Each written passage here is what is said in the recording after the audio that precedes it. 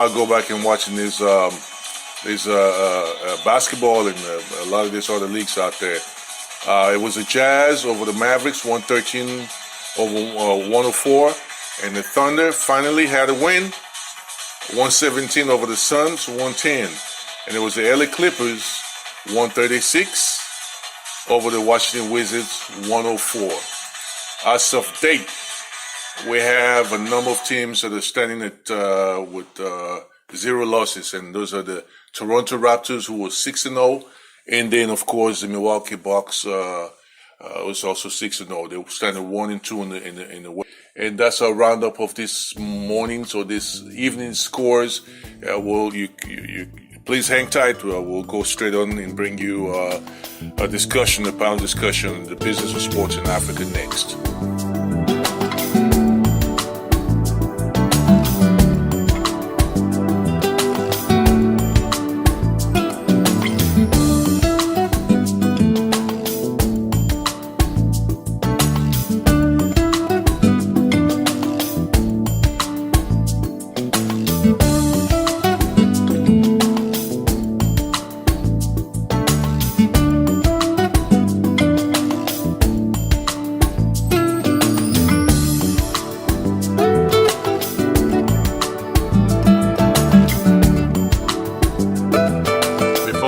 Further, I want to let you know that this program is being brought to you by African Sports Monthly magazine, Africa's #1 and only comprehensive sports magazine that covers all sports disciplines across the continent and beyond. Subscribe today and qualify to be entered into a draw for 2 free tickets brought to you by our proud partner and sponsor, Ethiopian Airlines, to the African Cup of Nations in Cameroon from June 7th to the 30th in 2019.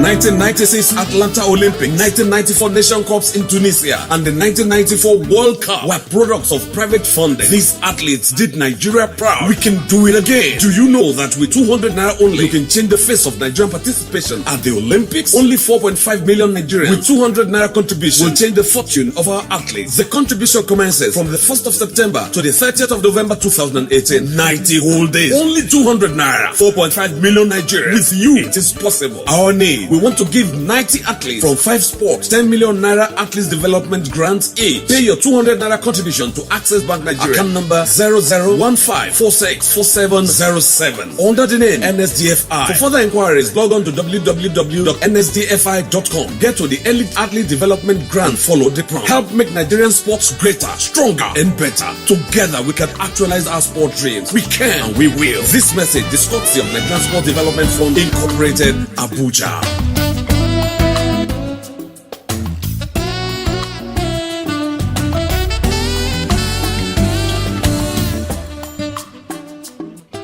Hello and welcome to the Africa Sports Report. This is your host, Leslie Karoma. And today's show is a special one. I say special because we're going to be talking about insights into the sports industry in Africa and what it takes to actually realize the value of what we have and what we're not realizing across the continent. I have some special guests here with me who are going to be kind of giving you guys some of the inner workings and some in-depth information and insights into the industry as a whole across 55 countries in Africa, a continent of 1.3 billion people. I have Mr. Gary Rathbone, the founder of Sports News Africa, and used to be the former CEO of Super Sports in Africa. That's huge, ladies and gentlemen. Mr. Rathbone, welcome. Thank you very much, Leslie. And just to clarify that I wasn't the CEO of Super Sports, or MTS Patel would be very upset if I knew I was claiming his job there. I was actually the head of Africa for Super Sport, which basically meant I was running the operations of the business outside of South Africa, so managing the rest of the continent for the company. Wonderful. Thanks for the clarification. Yes. And I also have on the line another, what I'll call a thought leader in the sports space, one of those individuals and knows quite a bit and very much has some really deep insights into the sports industry. Mr. Themba Lawana, who's founding director for Sports Media Africa. Themba? Well, thank you, Leslie. Thank you for having me. You're welcome. You're welcome. Yes. One of the things I want to go straight to is first of all the issue of understanding the value of what we have in Africa. Of course, Africa. The biggest passion in Africa is sports. There's no question about that. And like I said, we have 1.3 billion people and growing, expecting to reach 2 billion in a few years.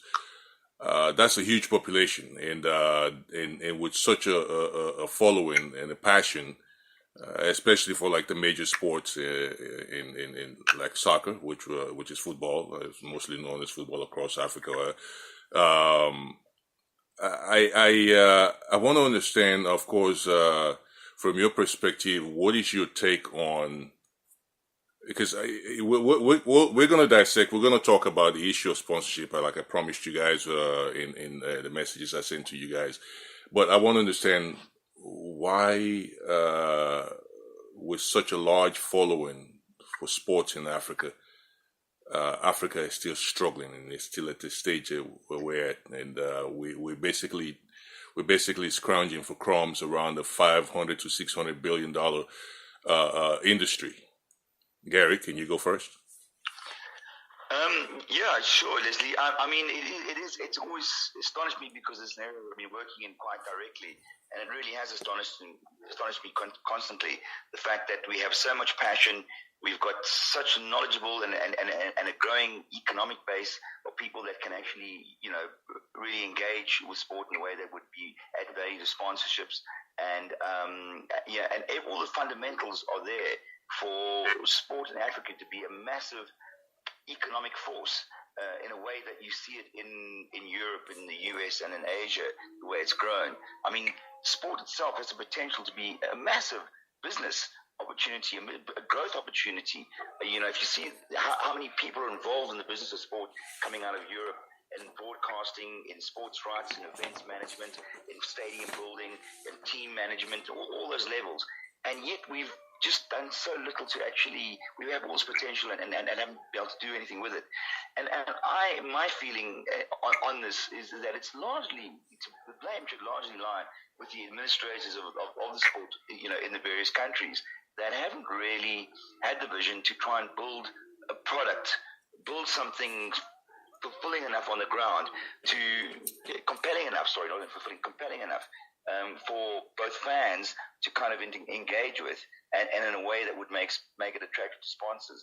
And they haven't invested in the kind of infrastructure and the kind of approach and vision that I think that is sorely lacking. And I know Themba can back me up on some of this because we've dealt with these issues before together, where you go, you see the opportunities, you take opportunities to people, and they don't really want to buy in because either it's too much work or they're looking for what they can kind of carve out for themselves rather than looking at putting the big picture first.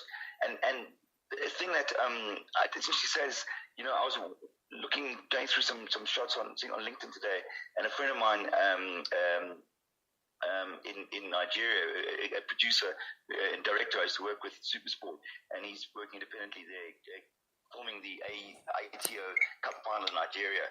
And it's a big game, and you think it's a big game, and it's a great stadium, and they've got a good production going on. Like that, there's hardly any people there. It's something that should have a lot more excitement that's been generated. And frankly, Nigeria has not got any. The league hasn't got a broadcaster taking care of it properly. There's just a kind of completely lack of interest from the people running the league into making opportunities to build with. And I think that's where the real blame lies. Okay. All right. Thank you. That's really insightful. Obviously, you nailed it in a sense. You looked at the folks who are in control primarily as the key issue. And that's critical, because if the leaders do not create the atmosphere for anything to thrive whatsoever, then those who are behind him cannot overstep him. So Exactly. yes. So we have that's a significant issue, and I've always, for me personally, I've always looked at that as an issue in itself, and I've always said, in my mind, I feel like. For one to have a passion to be in sports, it's one thing, and usually that's what brings people into sports. And then when you get into sports, how do you transform yourself from just having an interest into being impactful?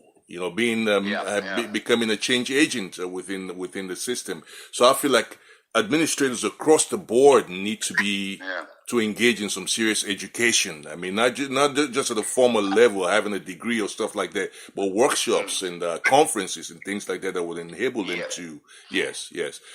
Can I just jump in there quickly as well? Because Right. Temba, again, would know this. We meet a lot of people in Europe, a lot of the conferences you go to, and I mean a lot of great people, coming out of Africa, who are doing, sports degrees, sports business degrees. We've got MBAs and things like that, who should actually be able to go back to a lot of the countries, and these are the kinds of people that should be running football leagues and administering sports at that level. And it's not. The people that are running the leagues and things like that are friends of friends in high places who are kind of put there to kind of look after themselves. And we've got so much talent. So most of those people, those guys that are qualifying, coming from Africa and qualifying, they end up working for great organizations all over Europe and the US and even Asia. And it's almost a similar kind of talent train that we have with football. We're having a similar talent train of great sports business people who are actually moving out of the continent because the opportunities to actually lead and administer efficiently aren't being found on the continent. Okay. Themba, let me go straight to you. Obviously, you've heard the premise of what I started out with in terms of why are we underperforming as a continent. And obviously, I know you're very aware. We've had a conversation before, and I'm pretty impressed very impressed with the knowledge and the deep insight that you have into the business. What's your take on this? Well, first of all, let me just say I kind of concur with the sentiments that you both expressed. But at the same time, I think we need to be a bit cautious when we're looking at the federation as the sole culprits in this. Okay. First of all, by value. Okay. Mm-hmm. Value is a means perception. Okay. Us as African people, we need to understand that sports is not just a hobby, and to some extent, there is that kind of mentality, and that mentality permeates into all structures of the sports industry. Okay. Because probably the federations are running it not as professional as sports should be in Africa. The brands don't look at it that way. The broadcasters don't look at it that way too. So all key stakeholders that have an integral role in the development of sports and the professionalization of sports, and those are the catalysts for a sports economy, right? Mm-hmm. In that perspective, you find it's a bit wanting, especially if you look at local sports. Okay? So the question is, how do we create value? Okay? Instead of us looking at it's those guys, okay? It's about us looking at from our perspective. How do we create value? Right? So that sports becomes a business, it becomes profitable, and it develops in Africa. Yes, it's a no-brainer, right?